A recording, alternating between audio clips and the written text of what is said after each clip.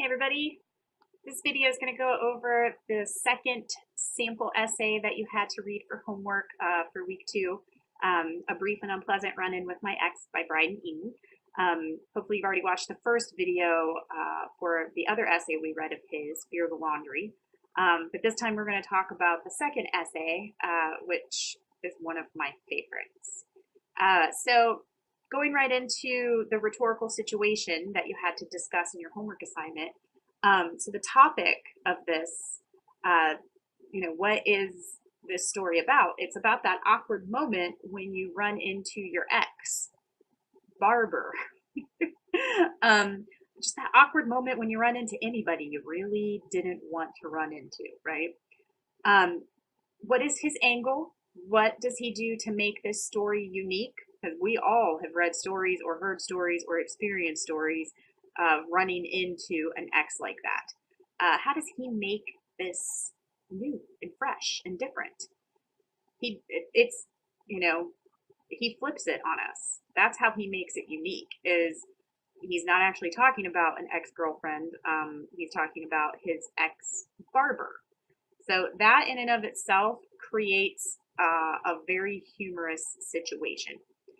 His purpose, clearly what he wants us to walk away with, is laughs. He is here to make us laugh, just like he did in Fear the Laundry. But I think, to get a little more deeper with it, I think he's also trying to point out that it might seem silly to feel so awkward in these types of situations, but that it's so common, right? Everybody understands why it's awkward to run into an ex-girlfriend or an ex-boyfriend, but why is it so awkward to run into someone like your ex-barber? But it's true. Everybody has felt that probably at one point or another. So it's a little bit of reflection there that he wants us to engage in. Who is his audience? Everyone, especially people who feel this way, in these situations, because not everybody does. But for those of us, and I think it's probably the majority that feel this way in these situations. His voice and his tone are the same here as they were in Fear the Laundry, because he is striving to make us laugh and to provide humor. He's very friendly and informal. Again, almost like we are a friend and he is sharing this ridiculous scenario with us. But it works. It works super well. His opening here for this story is very effective, just like Fear the Laundry was. She is this mysterious woman that he spots as he's, walking to his car. Dawn. He just puts her name there off by itself, one word in that paragraph. The second paragraph is just one word, Dawn.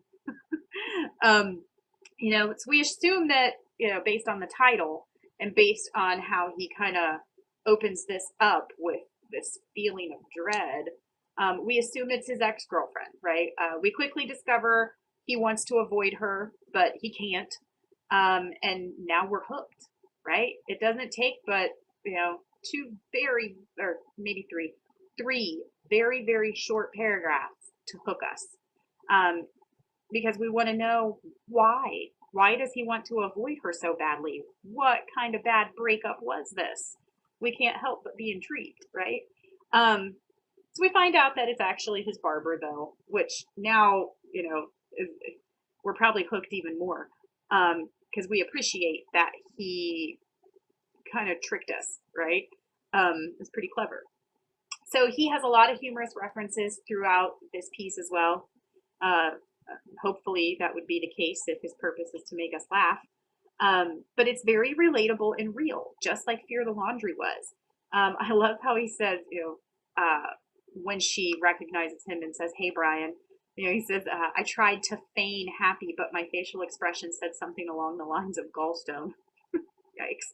So it's not just that he would prefer not to run into her and have to interact with her, but having to do so is just as painful as having gallstones.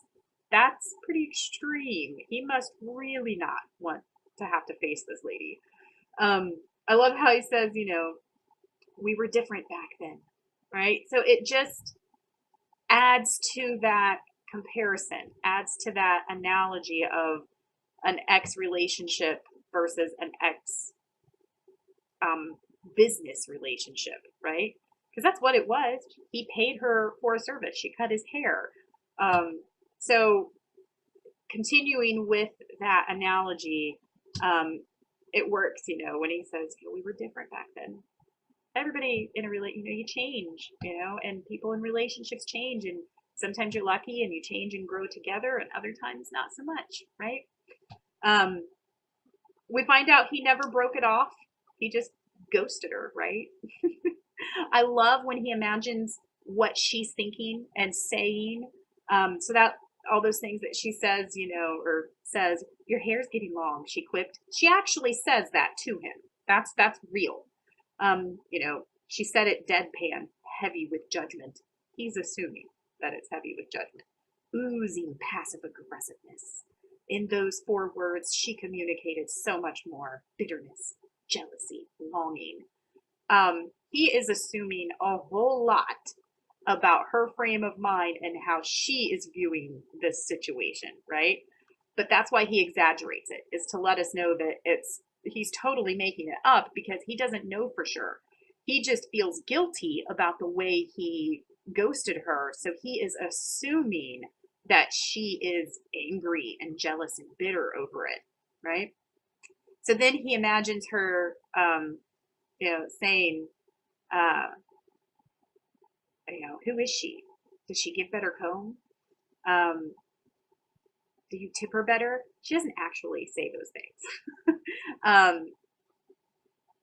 She just goes on and says, I work over here now, right? He is so funny how he thinks that she is so just shooting daggers at him, basically.